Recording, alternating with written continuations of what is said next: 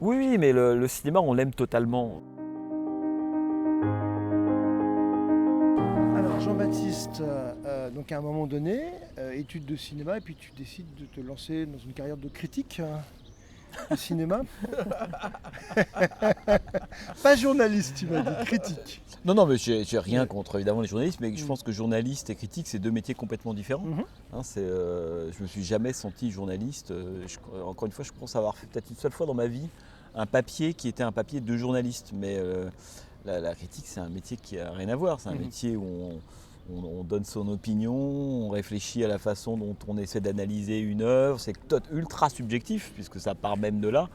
Mhm. Le journaliste, même s'il y a une part de subjectivité qu'on essaie de masquer, qui est toujours là, c'est quelqu'un qui écrit. Oui. C'est pas de n'importe qui, mais c'est complètement autre chose. Donc la carrière, non, d'abord tu te dis pas je me lance dans une carrière. Non. Ouais. Non.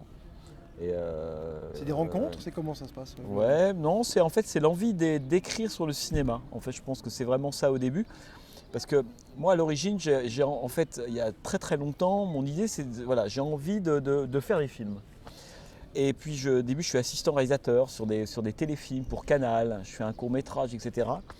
Et en fait, je me fais cette réflexion toute bête qui est, mais en fait, tu es trop jeune pour faire ça. Tu sais pas assez de choses. Donc, tu vas inventer l'eau tiède. Et je me dis, il faut que tu te remplisses la tête avant de vouloir faire éventuellement tes propres films. Il faut d'abord que tu apprennes, quoi. C'est-à-dire que tu vois les films des autres, tu vois comment c'est fait ou autre, etc.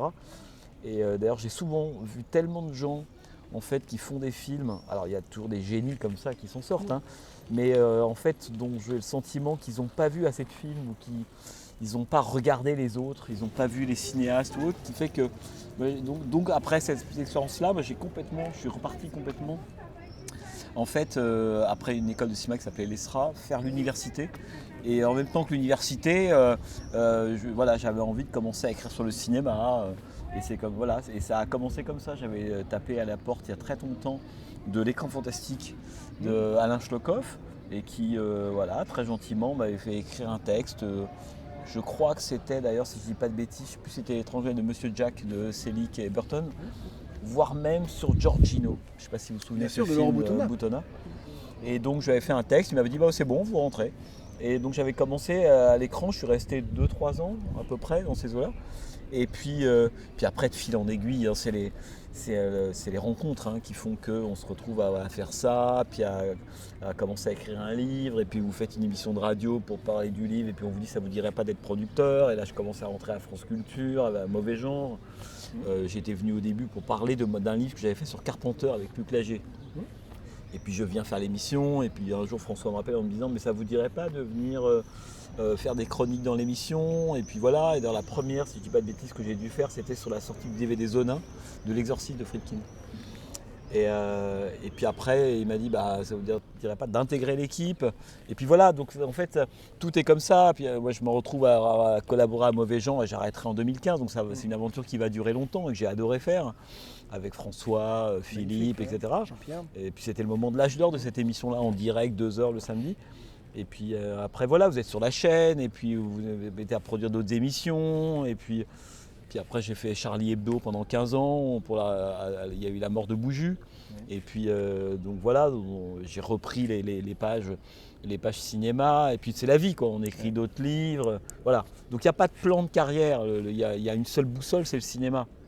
Après, ça passe au début par des articles, par des livres, par de la radio, par toutes ces choses-là bien sûr. Tout Et s'enchaîne, en fait. tout s'enchaîne quoi. Le seul truc c'est évidemment c'est le travail, c'est-à-dire que il faut toujours essayer de faire attention, tout peut s'enchaîner mais il ne faut pas que le trop en ait un impact sur la qualité. D'accord. Pas trop faire de choses, mais Ouais, il faut les faire bien, sélectionner c'est toujours voilà, c'est la même chose. Donc il n'y a pas vraiment de plan de carrière. Et puis arrivé à un moment vers 2015-2016, moi j'avais fait pour moi hein, le tour de la critique, de ce que j'avais envie d'y faire. Puis pour plein de raisons, j'avais le sentiment que que le C'était métier, le bon moment aussi. ouais, il était en train de changer, que voilà, qu'on parlait à moins de gens, que je me répétais, qu'il y avait quelque chose. J'avais fait le tour, voilà. Voilà, t'as l'impression de tourner en rond. Voilà, de la critique, y compris de la radio. Je voyais que ça changeait. Je voyais que France Culture, France Inter, on avait fait une émission qui s'appelait Pendant les travaux, si ma reste ouvert. Très bonne expérience avec Stéphane Bou, mais après on s'est fait dégager ensuite parce que voilà, France Inter allait sur une ligne beaucoup plus grand public européen et d'ailleurs c'est le jour où Nagui est arrivé qu'on s'est fait dégager, ce qui était un signe intéressant. Et donc voilà, il ne faut pas s'accrocher quand l'environnement change, il faut voilà, surfer sur les vagues, le coup de trop est toujours un coup de trop. Donc et voilà, en 2015 je me suis dit je plie boutique parce que j'ai fait mon temps là-dedans, j'en ai fait le tour. Aussi bien de la radio que de la presse. Et voilà, donc maintenant on va tenter de se remettre à faire des films, d'abord documentaires et peut-être de fiction, on verra, mais voilà ça, et puis des livres, parce que ça pour moi c'est autre chose. J'ai toujours adoré faire ça. Et puis j'essaierai de continuer quand j'ai le temps de le faire, parce que c'est très chronophage d'écrire des livres. Ça prend beaucoup de temps, et puis autant on peut rater un article ou deux, mais le livre, faut quand même, faut pas trop rater son coup, donc il faut du temps.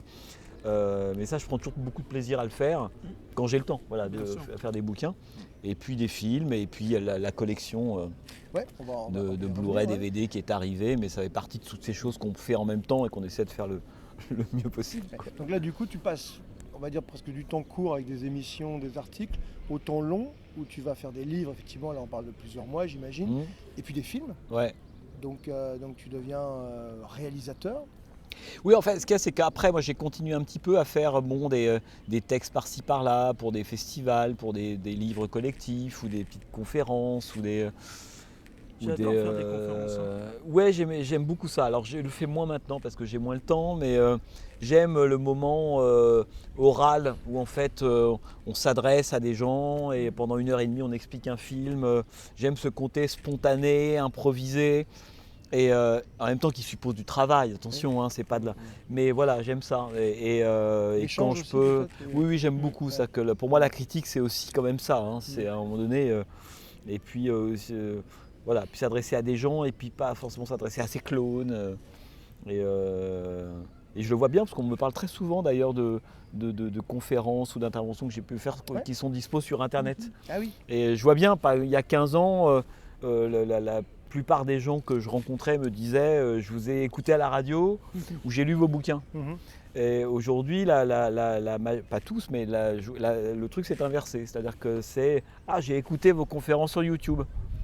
Et alors que le nombre de gens qui lisent les livres, c'est un peu réduit. Ah ouais.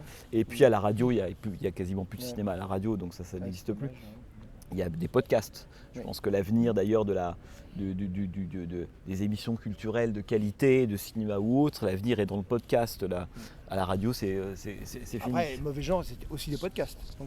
C'est devenu des podcasts après, bien sûr. Parce que c'était 22h de mémoire, samedi 22h. Bien sûr, 22h minuit, bien sûr. Chez lui, à écouter la radio. Donc, bien sûr. Personnellement, je les écoutais en podcast. Même encore aujourd'hui, ce sont des émissions qui sont disponibles. Il y a des gens qui me disent tiens, je vous ai écouté dans Mauvais Genre hier. Écoutez, ça fait quand même maintenant 6 ans que j'ai arrêté. Mais c'est toujours pareil, c'est comme le côté vieux film ou film nouveau. Je déteste cette expression-là. Moi, je dis toujours quand on m'en parle, je dis toujours, mais pour moi, il n'y a pas d'anciens films et de nouveaux films. Il y a des films qu'on a vus, des films qu'on n'a pas vus. Quelqu'un qui aujourd'hui a 18 ans ou 19 ans, qui n'a pas encore vu La Horde sauvage de Peckinpah, ou puisqu'on est ici, Suspiria d'Argento, mais c'est extraordinaire. Il y a un nouveau film pour lui. Voilà, l'actualité on s'en fout, ce que d'ailleurs comprennent absolument pas à mon avis les gens, la presse, la radio sur un modèle qui est en train de s'effondrer finissant, c'est que l'actualité c'est plus que c'était il y a 20 ans. À la fois l'attrait des cinéphiles ou autres. Moi je sais quand on faisait pendant les travaux Cinéma Reste Ouvert sur France Inter, l'idée de départ avec Stéphane qu'on avait, c'est il faut arrêter de croire que l'actualité nous est imposée par ce qui sort le mercredi. Là c'est un truc de feignant, ça marche plus. Je veux dire, vous le savez aussi bien que moi, aujourd'hui les gens, les cinéphiles sont tous leurs propres programmateurs, ils ont leur actu. Ils peuvent être d'un seul coup sur un film d'Alan Dwan, un King Vidor, ils vont être sur Eloy de la Iglesia, et un autre va se refaire tout John Ford. Ce qui sort le mercredi, il y a très peu de choses qui nous intéressent. Donc je pense que l'avenir de la critique, elle va énormément passer par d'un seul coup la capacité de créer sa propre actualité. Et plus suivre l'actu. C'est pour ça que la presse aussi, c'est une des raisons pour lesquelles la presse a du mal, ou la radio, ils parlent de sujets qui n'intéressent pas aujourd'hui les gens qui sont encore intéressés par la chose culturelle. La plupart des cinéphiles aujourd'hui, l'actualité, il y a quoi, 8-10 films qui les intéressent dans l'année. Le reste, ils s'en foutent. Ils ont leur propre actualité, qui peuvent être d'ailleurs une actualité de Blu-ray qui vient de sortir. Blu-ray, les plateformes, les sorties, bien sûr. etc. Bien sûr, bien sûr. Donc, le festival. Et c'était l'idée qu'on avait sur Inter. C'est-à-dire que, en fait, sur France Inter, à l'époque, il y avait 2 émissions. Une émission de promotion très superficielle du samedi. Et c'était bien parce que ça nous libérait de devoir faire la promo et d'inviter des gens dont on se foutait intégralement. Il y avait l'infomercial du samedi. Donc on était libre de faire ce qu'on voulait et de dire pour nous l'actu c'est Richard Widmark. Pour nous l'actu c'est Elio Petri. Pour nous l'actu c'est Alain Gessua, c'est John Frankenheimer, c'est Buster Keaton. Et c'est ça, à mon avis, la notion d'actualité aujourd'hui. Pour plein de gens, si on fait une émission dessus, l'actu c'est Buster Keaton. Et c'est pas le film du mercredi. Il faut dire que depuis, on va dire, une dizaine d'années, on a accès à énormément de choses. Si on revient 30 ans en arrière, il y avait les sorties cinéma, un peu de télé. Bien sûr. Maintenant, on a accès aux sorties mondiales. Bien sûr, bien sûr. À travers, légalement ou illégalement. Bien sûr. On peut commander un Blu-ray à l'autre bout du monde, on peut regarder des productions russes sur Netflix, etc. Ouais, évidemment. Maintenant, on a le choix. Avant, on prenait ce qu'on nous proposait. Ouais. Maintenant, on prend ce qu'on veut. Oui, bien sûr. Et puis, c'est à la fois, on prenait ce qu'on nous proposait, donc je dirais que tous les gens qui travaillaient dans la critique, presse ou radio, étaient beaucoup plus prescripteurs, parce qu'il fallait attendre leur point de vue, savoir. Ils avaient une info dont aujourd'hui, ils ne sont plus les dépositaires.